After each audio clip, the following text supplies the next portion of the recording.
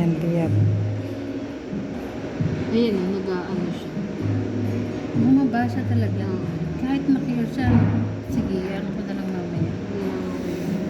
Ano si mga tumigas na. Oo. Ano I-drain na.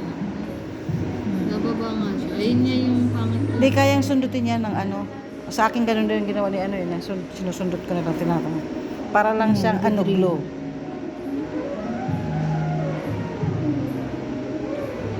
hindi siya nag-ano dito sa UV. Yung isa, yung puti ang gamitin. Baka mas maganda yung puti. Oo, ito. Kasi Anong puti? ito to. Ayan. Mas maganda ito eh. Ito yung ginamit sa...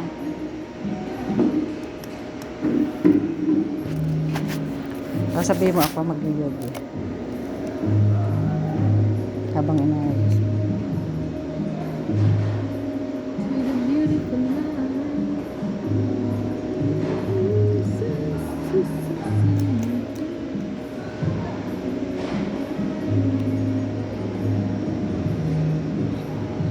Pero ikaw, te, ilang ano? Wait lang. Ilang oras mo natatapos yung ganyan? Ang biyab. Ah. Pagkasama manicure, 1.5 hour or 2, mga ganun. Kasi maano Pero yung talaga iba yun. niyan, 3 hours. Oh, yung iba. Mga 2 hours. Kasama na din yung pag-ano yung Pero pag- remove. Pero pag tinanong ka ni amo ka, magsasabi ng ganun ha.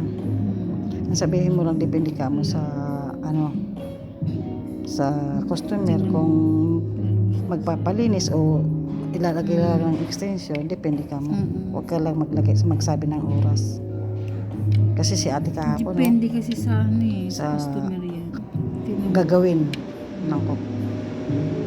Kasi si ate kahapon, di ba nakita mo, 10 minutes, 15 minutes lang daw tapos na yun. Ano sabi Mga niya? 15 minutes lang ba siya? Hala, merap yun ah.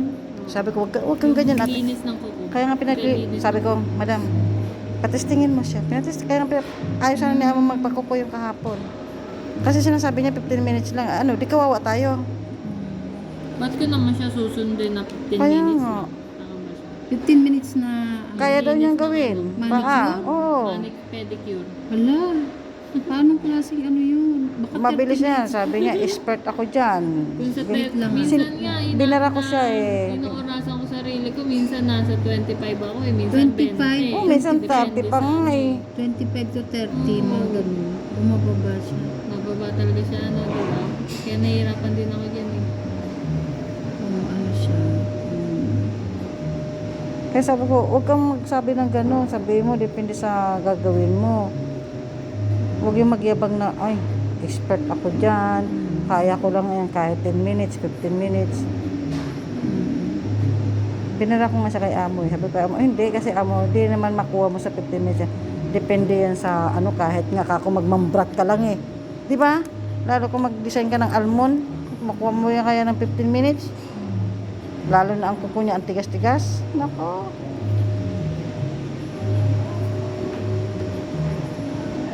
Kahit sabi mo batikan siya, parehas lang naman kami batikan dito eh. Pero hindi mo makuha yung ganyan na ano eh. Sabihin niya 15 minutes, 10 minutes. Isang paalit 5 minutes. Oh, ano yun? Gupit lang ng kuko. Mashallah. Sabi man nung isa, ay magaling ako dyan sa ano, ganito. Siyempre, pagalingan na lang sila ng boka sa ano. Sa Alam mo ba nga, dami akong customer, hakot kami ng customer kasi hinahanap kami ng customer dahil, di ba? Kaya natatawa lang ako sa kahapon. Itangin, ang gulo-gulo pa yung RBA ko, puro, ano eh, Ewan ko. buti na lang kamo wala kaming customer Kaya kahapon. tinatawanan ko na lang sila. Narinig mo yun, di ba kahapon? Sabi ko, ay, Busy sa isip ko naman eh.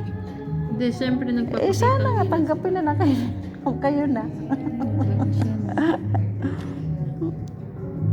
Sabi niya, ano na ba kayo dito? Lipat na? Sabi ko, hindi, kayo na lang dito at kami naman na liyan na panawag. Sinabi. Oo.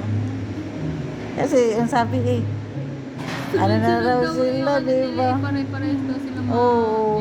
Sabi ko, papayagan kayo ng ng amo nyo lahat. Isang kayo. ano lang po, isang company lang sila. Oo, isang salon Isang lang sila. amo lang sila? Oo. Tapos sabay-sabay. Oo, hindi lalayasan ako nga daw naniniwala nila. nun, te. Mantalang Eh, sabi niya hindi naman, nga ako makaalis ng Kaya ano, nga eh. wala akong kapalit.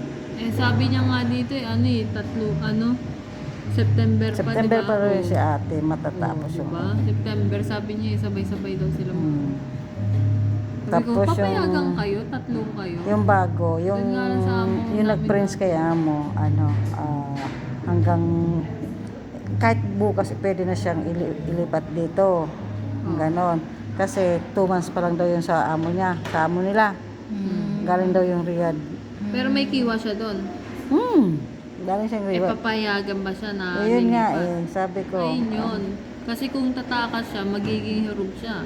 Ano siya, kaya sabi ko sa Umaalis kanila, yung mga ganyan, wag na niyo ikwento kay amo na baka bigyan kami ng problema. Baka gayahin eh. O, tingnan mo si Ann, inexit, tapos hindi naman umuwi, o.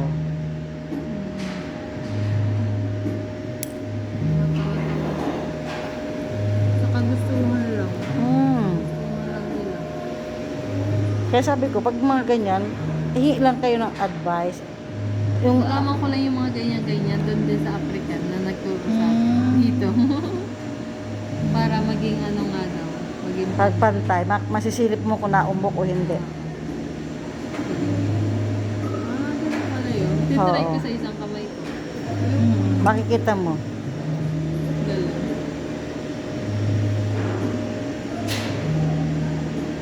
Naglilinis pa si ate. Hindi pa siya tapos. Hindi. Ito nag-ano kasi siya.